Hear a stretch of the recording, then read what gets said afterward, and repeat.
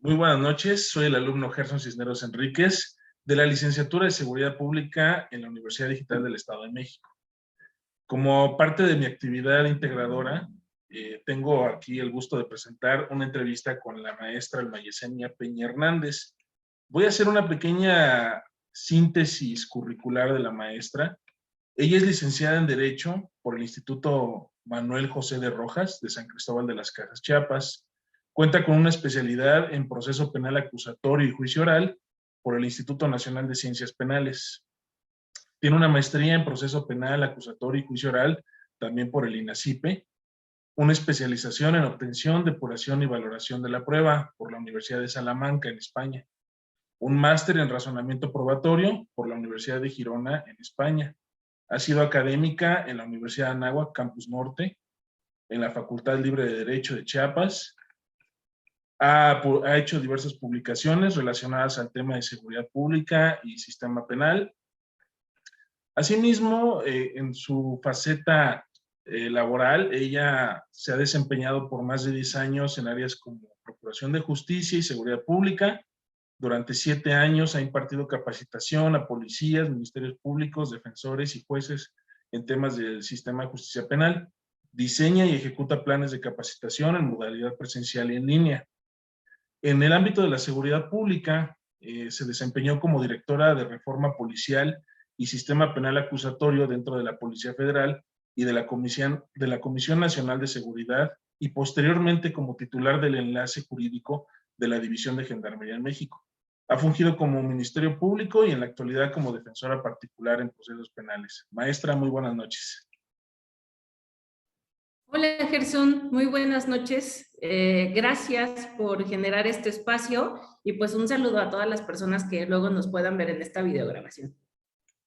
Muchas gracias por su tiempo, maestra. No le tomaré mucho tiempo de su apretada agenda. Quisiera empezar con una pregunta. Usted que ha formado parte de una institución de seguridad pública de la magnitud de la Policía Federal, ¿cuál es su opinión sobre el modelo institucional policial mexicano? ¿Es vigente o requiere de alguna reestructuración? Mira, inicialmente te diría que creo que sí necesita alguna reestructuración. Todos los modelos institucionales que cuenta hoy en día México en sus secretarías de seguridad pública. Sin embargo, creo que mi respuesta tiene un poco de peligro, porque todos los que nos dedicamos al tema de la seguridad y solemos responder que sí, luego también caemos en el error de que cada cambio de sexenio se cambian los modelos y se reestructuran las policías, y eso no da continuidad. Una de las frases que yo recuerdo de uno de mis jefes y que me gusta mucho es que una policía o el uniforme de una policía no debe de cambiar de color conforme cambie el partido político, ¿sabes? Porque anteriormente se criticaba mucho eso, ¿no? Que pareciera que ahora ganó el PRD, ponte la casaca amarilla, y luego ganó el PRI y ponte la casaca verde, y entonces pareciera que según el partido político que está gobernando en tal territorialidad, se cambia el modelo institucional de acuerdo a cierto pensamiento etimológico que tiene el partido que gobierna. Y creo que ese es el error, porque no permite transversalidad, no permite una policía o un policía no se forma en 3 años, en 6 años, tú y yo lo sabemos, ¿no? Entonces, si no damos continuidad a los proyectos, nunca vamos a poder solidificar un modelo institucional. Entonces, mi respuesta es un poco sí, ¿no? Justo por este peligro que comento. Claro, claro, no hay una continuidad transeccional. Bajo su óptica, maestra, ya que usted se ha dedicado a la capacitación, ¿usted considera que existen, o mejor dicho, qué funciones policiales aún no se encuentran reguladas y que deberían de serlo por algún procedimiento estándar o protocolo en México? Yo considero que a México le hace falta mucho potencializar las funciones de investigación y de inteligencia. Apenas con la entrada en vigor del sistema penal acusatorio, vemos ahora las cuestiones más reactivas en nuestras policías. Ahorita estamos todos focalizados, por ejemplo, a las funciones del primer respondiente que atiende a las detenciones en flagrancia. Pero si tú analizas, si te vas a las audiencias o si analizas mucho todavía, hoy surgió un criterio que está siendo muy debatido entre abogados, porque un juez federal da la libertad a una persona que transportaba un fuerte cargamento de heroína en Tamaulipas, ¿sabes? Y justo porque las policías hicieron funciones de investigación, los están sacrificando mucho al respecto y el juez decretó la ilicitud de las actuaciones de los policías.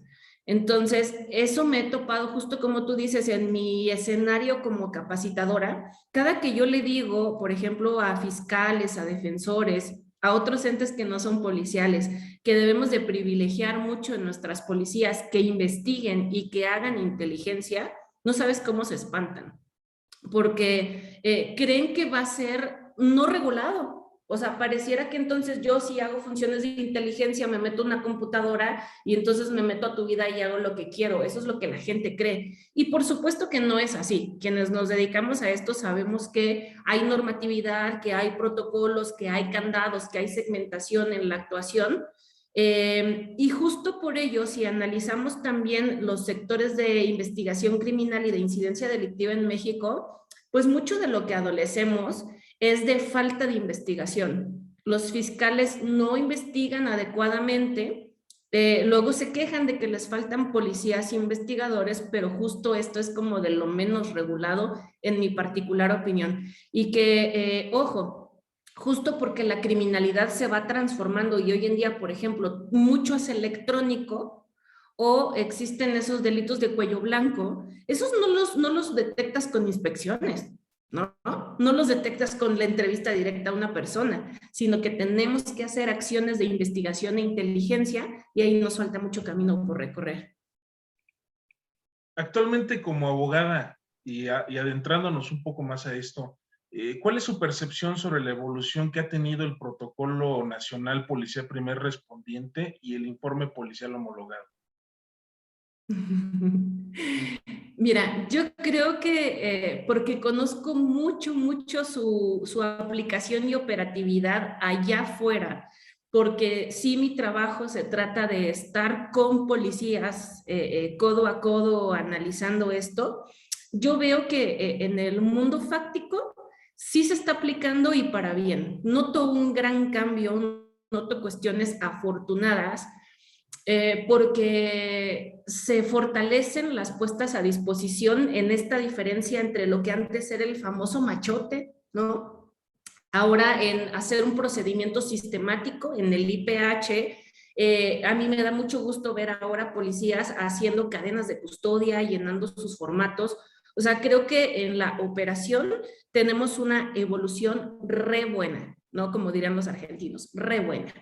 Sin embargo, en lo que se trata la cuestión positiva, a la de papel, a la del protocolo en sí, noto una involución.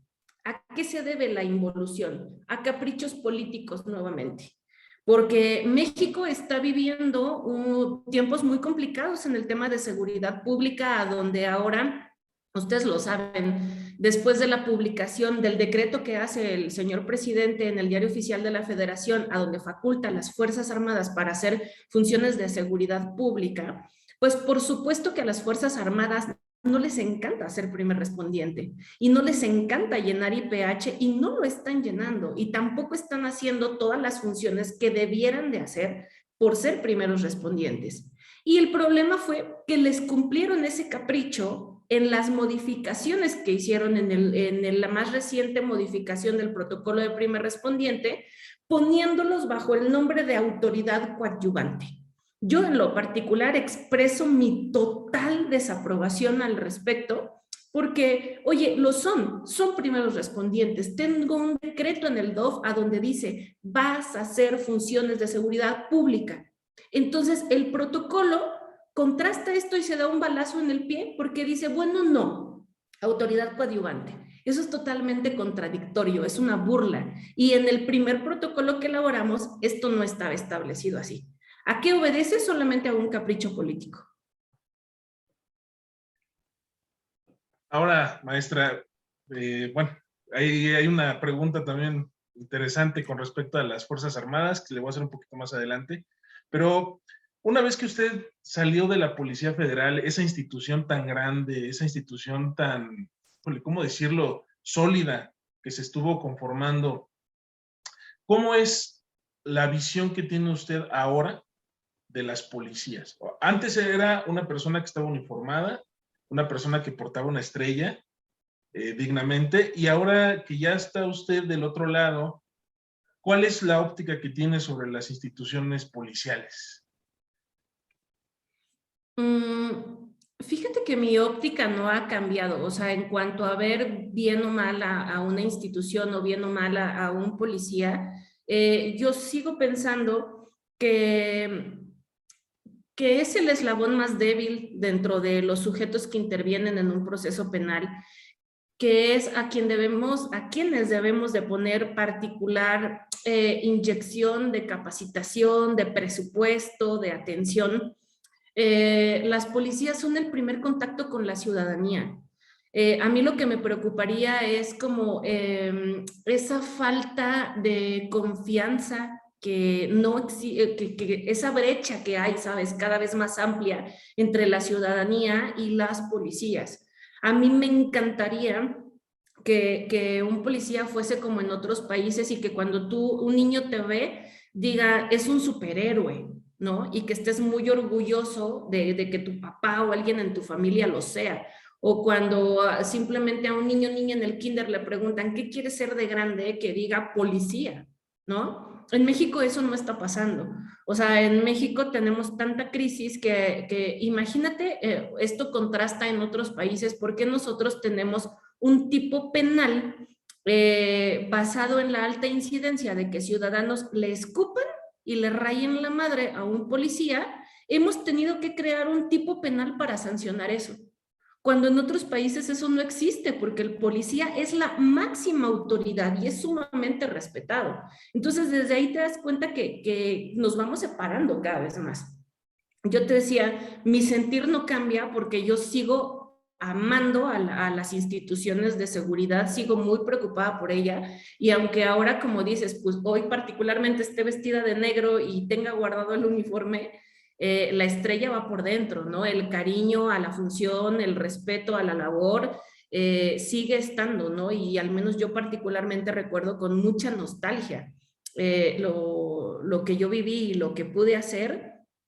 Y sí me preocupa eso, ¿no? Al menos desde mi trinchera poder contribuir a que algún día, ojalá algún día, ¿no? Nuestros y nuestras policías sean respetados y sean vistos con todo el mérito que se merecen. Eso quisiera. Claro, parte del respeto que le den al policía se basa también en la capacitación que tenga para conducirse con la ciudadanía. Entonces, aquí yo le haría a usted la pregunta, ¿cuáles considera usted que serían los estándares mínimos de capacitación para formar a un policía? Dígase policía preventivo, policía de investigación. Los estándares mínimos, si me lo permites, te diría como temáticos. Algo que yo quisiera que ocurriera mucho es, por ejemplo, que a nuestras policías se les enseñe, no sé, oratoria o capacidades de expresión, que sepan hablar, ¿sabes? Porque luego se exige mucho el que sepan fundamentar, el que conozcan la normatividad. Sí, estoy de acuerdo en ello, pero antes de aprenderte artículos de memoria debes de saber expresarte y además debes de saber dirigirte a las personas, porque aquí ocurren dos cosas. Por un lado, debemos de entender que el principal sector de atención de una persona policía es a las víctimas de los delitos. Y ahí mucho tiene que ver la atención victimal, el cuidado de las emociones, la protección de sus derechos y hoy en día algo que es de vital importancia es la perspectiva de género, ¿sabes? también hay que trabajar mucho en la perspectiva de género para las policías, porque ahí va tu lenguaje, el cómo te estás dirigiendo a las personas. Y por otro lado, aunque tengamos que tratar también con sujetos activos de delito o responsables de faltas administrativas, yo me acuerdo mucho de compañeros policías de la institución, particularmente esa camada, ¿no?, que se conoce de policías de caminos, de los de antes, como bien dicen. Ellos tienen una forma tan bonita de expresarse, y ellos bromeábamos, ¿no? Porque luego me decían, mira, hija, es que aquí, aunque infracciones a una persona, al final, cuando te da las gracias y se va contenta, tú sabes que hiciste un buen trabajo. Cuando esa persona entiende que tú lo infraccionaste porque iba a alta velocidad y que más bien le estás evitando que tenga un accidente o que lo provoque, y que razone en eso porque tú tuviste la capacidad de decírselo, eso es maravilloso. Es esa capacidad de crear conciencia en la ciudadanía. Entonces es eso, ¿no? Primeramente, el que sepamos expresarnos de manera adecuada, y además cuando tú logras tener ese clic con la ciudadanía, con las personas, podemos hacer lo que ahora ustedes saben que es proximidad social. Simplemente con una buena conversación, tú puedes ser un experto en obtención de información, con una conversación, y generas confianza. Eso, y obviamente pues ya todo lo que conocemos en cuanto a competencias, ¿no? Tener las capacidades, por supuesto que físicas, y con físicas no me refiero a ser un policía guapo, feo. Me refiero a que mucho de lo que nos critican a los policías mexicanos es el tema de la condición física, ¿sabes? Muchos de nuestros policías tienen alto sobrepeso, tienen problemas cardíacos, tienen problemas de hipertensión, y debemos de entender también que cuando nos mandan a corregir eso, primeramente es por nuestra salud. Porque si un día tú estás en una corretiza de un delincuente, pues lo que menos quiero es que tú te me infartes, ¿no?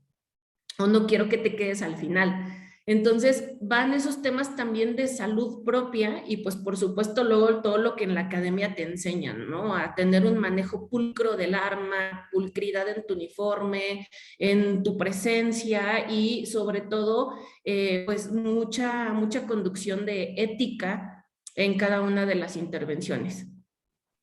Claro, claro. Usted mencionó algo importante, sobre todo en la parte de la oratoria. Y sobre todo en un sistema penal que ya es preponderantemente oral, por así reiterarlo. ¿Cómo ha sido, cómo considera que ha sido el desarrollo del policía dentro de este sistema penal acusatorio? Fíjate que hablo por mis compañeros policías, y creo que muchos, sabes, que han aprendido con base en la frustración. ¿Y por qué digo en la frustración? Porque la verdad es que este tipo de materias o de cursos no fueron impartidos hace tiempo, cuando el sistema empezó. O sea, estábamos más preocupados, ¿no? Por dar un repaso sobre flagrancia, enseñarles a llenar el IPH, niveles de contacto, todo este tipo de temas. Y como estábamos muy acostumbrados a que presentabas tu puesta a disposición y luego pues ibas, ¿no?, muy hegemónicamente a decir, ratifico mi parte en todos sus puntos y tan y se acabó. Cuando llega a este sistema y entonces son sometidos a audiencias como testigos, y deja tú, Gerson, el interrogatorio, el contrainterrogatorio, donde aquí es súper importante, y si me permites abonar a tu pregunta anterior, también diría que debemos de capacitarnos sobre el manejo de emociones. Por eso decía ahora que se ha aprendido mucho en cuanto a asuntos frustrados, porque podemos tener a elementos que son re buenos, que hacen muy buenos IPHs o muy buenos informes, pero si tú no tienes la capacidad de exposición o la capacidad argumentativa de ir a una audiencia de juicio y que luzca tu trabajo, pues entonces la autoridad juzgadora no va a tener esa información. Así hayamos hecho una actividad de condecoración, ponle tú, ¿no? Te mereces la medalla, te mereces la promoción, pero si no lució en tu intervención, pues ese es el tema, de que ahora la prueba es la que se expresa verbalmente, no lo que consta en el papel. Entonces creo que aquí sí tenemos que fortalecer mucho en todos nuestros elementos estas capacidades argumentativas, esas capacidades de expresión. Claro. Hace rato mencionó algo bien importante del ejército. Ejército y policía en seguridad pública. ¿Cuál es su opinión sobre esta labor? Más allá de las confusiones legislativas que han dado sobre primer respondiente y todo eso, pero o sea, realmente, ¿cuál es su opinión sobre ese trabajo conjunto, ejército y policía? No digamos, perdón, Guardia Nacional, porque es como que un modelo muy híbrido. Digamos, ejército trabajando en operativos conjuntos con la policía. ¿Cuál es su opinión? Ya, estoy totalmente en contra. Número uno diría, a ver, aprendamos de nuestros errores, por favor. Dicen por ahí que no deberíamos de tropezar 2 veces con la misma piedra y lo estamos haciendo. Ya tuvimos el primer ejercicio en el gobierno de Felipe Calderón en el 2008 cuando se hace la supuesta declaración de guerra contra el narco, sacando a las Fuerzas Armadas a la calle. Número uno, ¿cuál fue el resultado? No funcionó. Número dos, tasa de homicidios, de delincuencia organizada, de fluctuación de armas, se fue a la alza. Número tres, tuvimos un alto aumento de recomendaciones internacionales por violaciones a los derechos humanos de las personas. ¿No? No aprendimos y estamos haciendo lo mismo. Debemos de entender que la seguridad tiene ramas distintas, ¿no? Que la seguridad pública es una distinta de los otros tipos de seguridad. Dos, que los entes en sí están capacitados y están formados de manera distinta y tenemos objetivos distintos. Y por último diría, al menos a mí, si me preguntaras cuál debería de ser la estrategia, creo que estamos olvidando mucho un gran tema que va dentro de la seguridad pública, que son los mecanismos de prevención, ¿no? Mientras vivamos en una cultura, en una sociedad que haga apología del delito, mientras la moda sea el narcocorrido, vestirse de buchón, vale más el que está armado, es más, el que es gandaya es mejor, el que burla a la policía es mejor, o sea, mientras tengamos ese tipo de formas de pensamiento, pues cualquier estrategia podría fracasar porque los delincuentes se crean en la casa, ¿sabes? Desde ahí van, desde nuestros hogares, con los valores, con los principios que nosotros inculcamos a los niños y niñas, de ahí depende que estemos forjando a personas de éxito o a delincuentes, ¿no? Yo en mi función de defensora conozco a casos cuando estoy, por ejemplo, entrevistando a las mamás de ciertos imputados. A mí me llama la atención, no olvidaré la primera vez que una señora decía, y es que entonces yo le dije a mi hijo que saliera a trabajar, y ese día pues él estaba trabajando, y yo le estaba tomando la entrevista, y yo le digo, oye señora, ¿y a qué se refiere con que su hijo fuera a trabajar? Y ella me dice muy natural, pues sí, es que mi hijo es robarrelojes, de eso trabajamos, de eso trabaja toda la familia. Tú dices, wow, o sea, ahí, ¿sabes? Ni todos los militares del mundo en la calle podrán cuando en los hogares tenemos eso. Entonces, estoy totalmente en contra de ello y deberíamos de voltear la vista y la atención para otras cuestiones. Sobre todo también, ¿sabes qué pasa? ¿Cuánto nos cuesta tener al ejército en la calle? ¿No? Y analizar los tipos de violaciones a derechos fundamentales que se están teniendo con su actuar. Con respecto a esto, ¿piensa usted que México es un país en vías de militarización? No digamos ahorita, ya digamos en unos, no sé, 2 o 3 administraciones más. ¿Se continuará con esa estrategia? ¿Se va a militarizar México? Así de manera muy, muy rápida.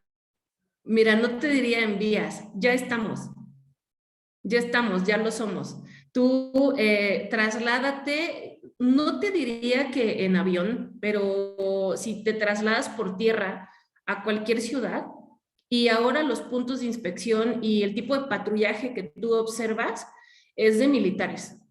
Ya no ves una fuerza civil, no en vías, ya estamos militarizados. Cuando tú ves quién es el mando, quién es la gente, quién está afuera, es ver de todo. Claro, tiene mucha razón. Bueno, ya vamos a quisiera cambiar un poquito la perspectiva, sobre todo por lo que está diciendo de las estrategias. Aquí hay una estrategia que yo quisiera preguntarle a usted, si le parece viable, tomando como ejemplo policías como la norteamericana, donde cuando tienen alguna búsqueda de algún fugitivo acuden a los medios de comunicación masivos, cuando tienen alguna investigación que posiblemente se vaya deteniendo, ofrecen alguna rueda de prensa. Eh, yo quisiera saber cuál es su opinión sobre el uso de los medios de comunicación masivos, como televisión, radio, internet, para informar a la ciudadanía sobre las actividades policiales, dígase operativos, investigaciones, vinculación ciudadana. ¿Cuál es su opinión sobre este tema? Qué gran pregunta, Gerson. Mira, yo desde que entré a laborar a Policía Federal, como tú lo comentabas hace un rato, siempre he tenido la opinión que tenemos en sumo desperdicio las áreas de comunicación social de las instituciones, de las policías, de la fiscalía, por ejemplo. Mucho problema que se tiene es porque el mando suele tener ego. Y, por ejemplo, estamos mal acostumbrados, lo que hace México es que el mando es el que quiere salir a dar la nota, ¿no? Y a decir, detuvimos a fulano de tal. Y no se dan cuenta que debemos de distinguir entre la función operativa de lo que hace el mando de una postura institucional de comunicación social. Porque quien comunique a la sociedad debe de tener una imagen y un léxico distinto de lo que es el mando operativo. Entonces, yo sí estoy muy a favor y justo como tú lo dices, países como Estados Unidos, Italia, Francia, Chile, estas instituciones de carabineros, ¿no? De armas, tienen a voceros oficiales, ¿no? Entonces, sí deberíamos de utilizar mucho esa figura del vocero. Sí creo también que nos hace falta mucho, mira, esta pregunta da vuelta con la que comentábamos de que nos hace falta mejorar mucho las acciones de proximidad social y justo establecer acciones de investigación de inteligencia, porque cuando se dice, ¿no? Oigan, estamos en busca de esta persona que ya un CCTV grabó como el que entró al banco y robó, o estamos investigando tales y cuales cosas, la ciudadanía te puede dar información. Por supuesto, o sea, estamos plagados de testigos, por así decirlo. El problema es que no tendemos los puentes de comunicación adecuados. Eso por un lado. Por otro lado, lo que me preocuparía es que la verdad es que la sociedad mexicana también tiene una doble moral. Porque, por ejemplo, nos encanta mira, vamos a poner un ejemplo que justo acaba de ocurrir en estos días. Detienen, bueno, más bien no detienen, cambian la medida cautelar a Lozoya y ahora está en prisión preventiva.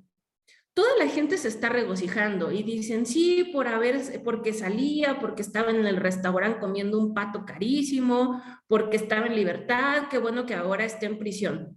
Y la gente, 2, 3 días lo celebra, hace memes, se viraliza, pero ¿sabes cuál es el problema? Que luego de eso somos hipócritas de pensamiento, somos hipócritas de responsabilidad, porque ¿quién va a dar seguimiento al caso?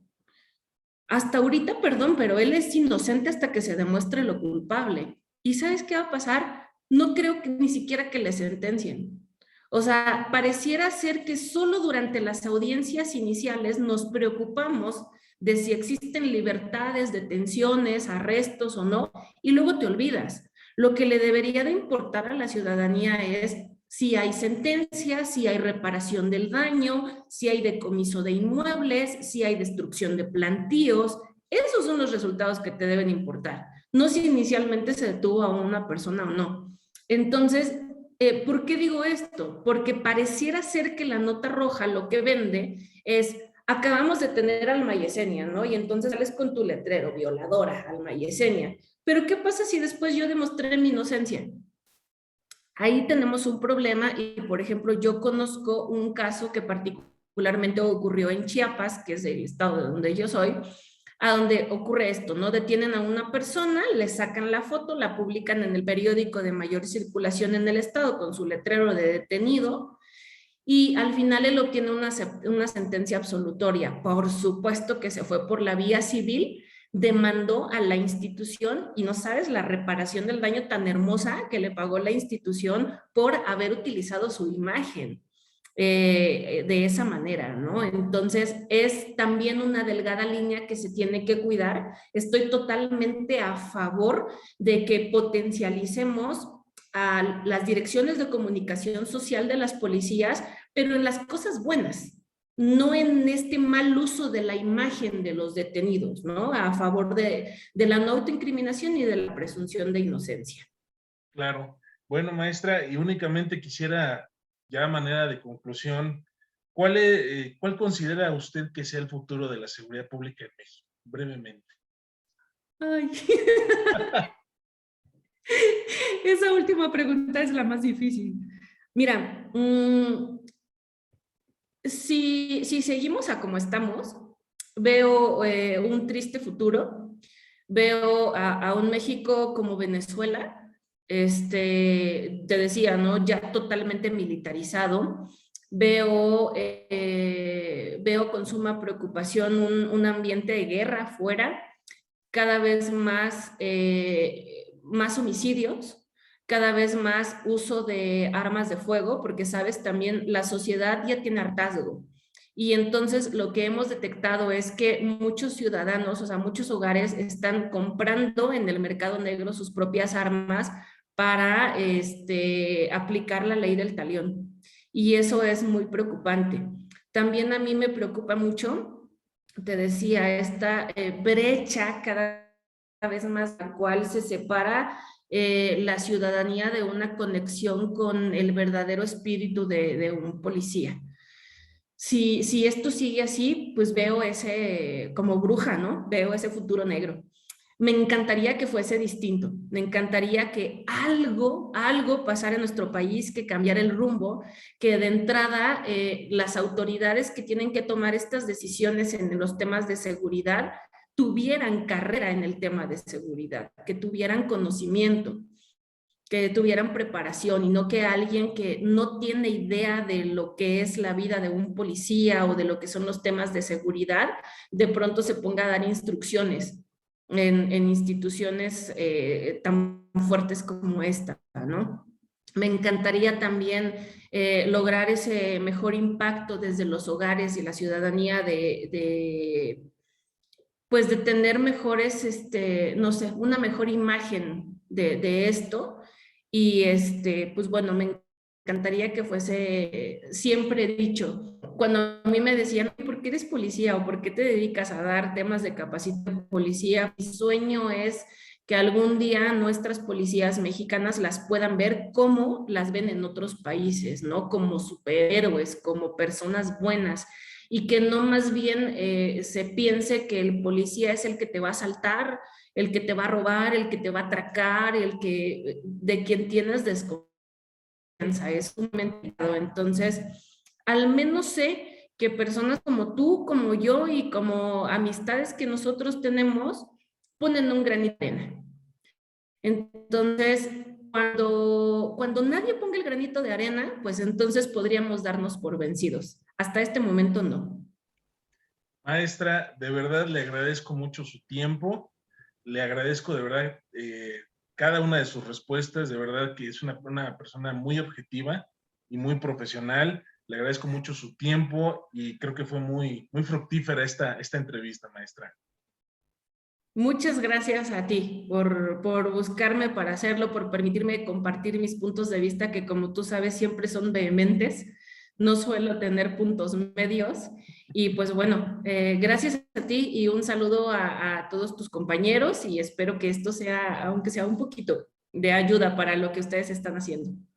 Muchas gracias, maestra. Que tenga usted muy buena noche. Gracias, Gerson. Chao.